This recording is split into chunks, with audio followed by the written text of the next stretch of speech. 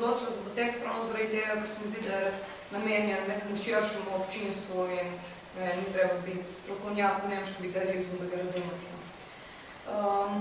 Gre se za tekste, ki so bili povezani v tako imenovani spor o ateizmu, ki so dogajali leta 1798.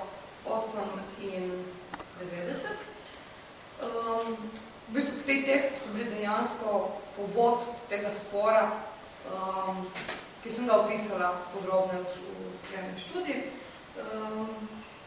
In končal se je pa tako, da so Fichte prignali z univerze. Zanimiva zgodba.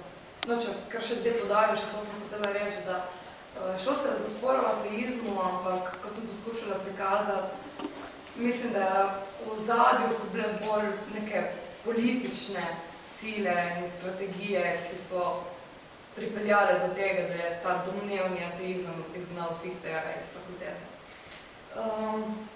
No, pač nekaj besed o teh tekstih. To sta pač dva teksta, ki historično spadata v neko obdobje, ki ga zaznamuje dejansko Kant, oziroma njegov obrat v filozofiji nasploh.